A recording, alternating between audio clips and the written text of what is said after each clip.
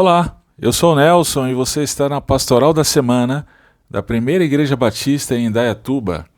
Hoje vamos pensar no fato de que não estamos sozinhos. Vivemos cercados de pessoas, seja em casa, na escola, faculdade, trabalho, shoppings, parques, ônibus, metrô, restaurantes, etc. Tudo parece evidenciar que de fato chegamos à marca de 8 bilhões de habitantes na Terra. Entretanto, uma pesquisa recente trouxe um dado interessante.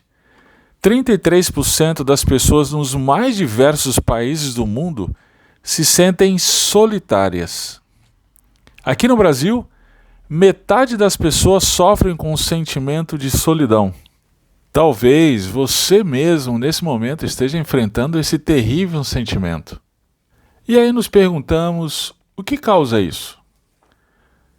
Porque, embora tenhamos a maior população mundial já vista na história, convivemos ao mesmo tempo com essa terrível sensação de solidão. Bem, hoje eu não vou me deter na causa desse fenômeno moderno, mas no tratamento.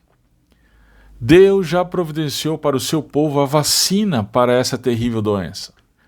O livro de Atos nos ajuda a entender que vacina é essa. Quando lemos o relato de Lucas a respeito das viagens missionárias de Paulo, temos a tentação de nos concentrar na pessoa de Paulo e a forma incrível como Deus usou para anunciar o evangelho aos gentios. Entretanto, essa é uma leitura desatenta. Na verdade, Paulo fazia parte de um grupo de inúmeras pessoas comprometidas com o anúncio do Evangelho. Acompanhe comigo. Em primeiro lugar, o envio missionário foi feito pela igreja.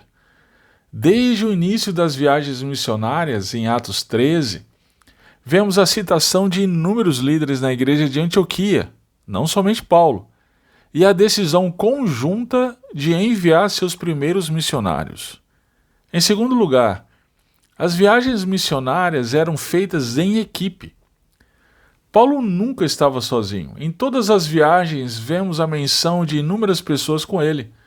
Na primeira viagem, em Atos 13, junto com Paulo, são mencionados Barnabé e Marcos. No verso 13, fala-se de Paulo e seus companheiros. Ao longo das viagens, a equipe cresceu e foram acrescentados inúmeros outros, Timóteo, Silas, Lucas, etc.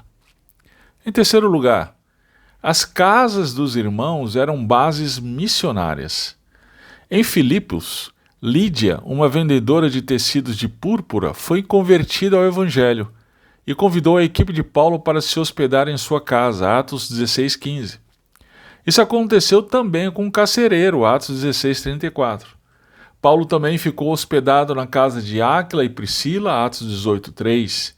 E em Cesareia, a equipe missionária ficou na casa de Filipos, Atos 21:8.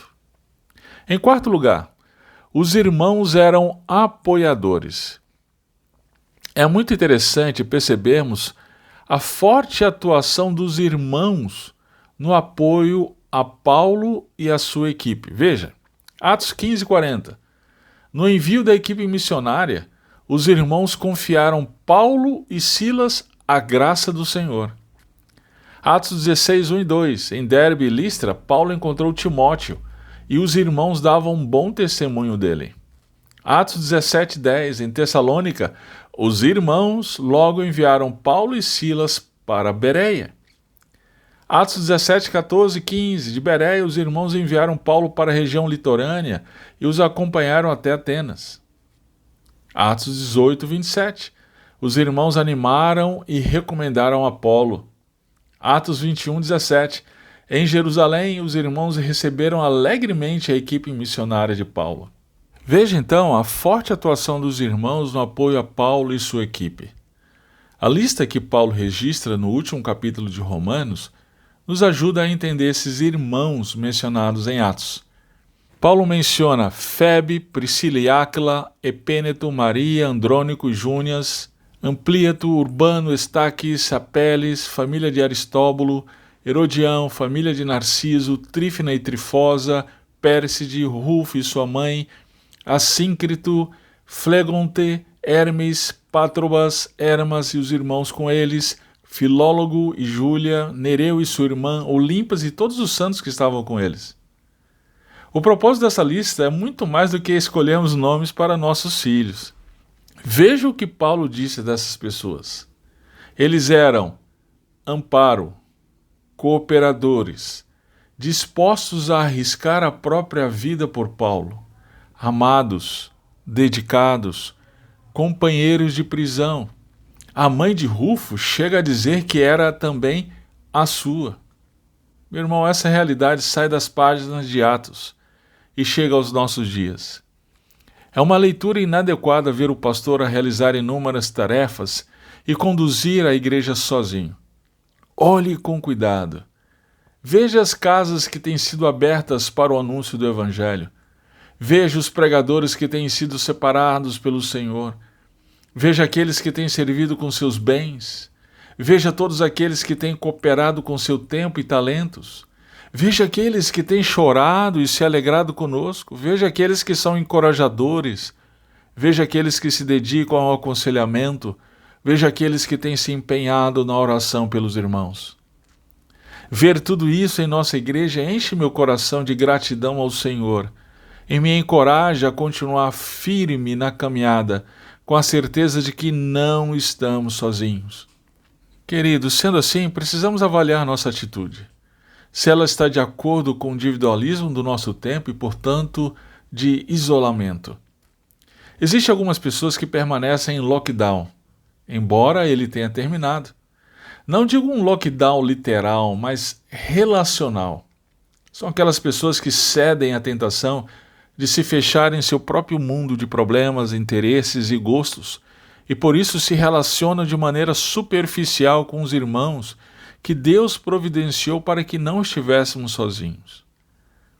Ao contrário disso, eu quero encorajá-lo a abrir bem os seus olhos e ver ao seu redor as pessoas que Deus tem colocado para caminhar com você.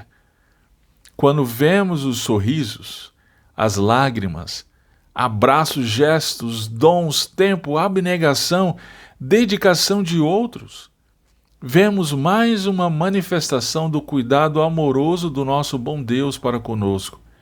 E aí celebramos o fato de que não estamos sozinhos.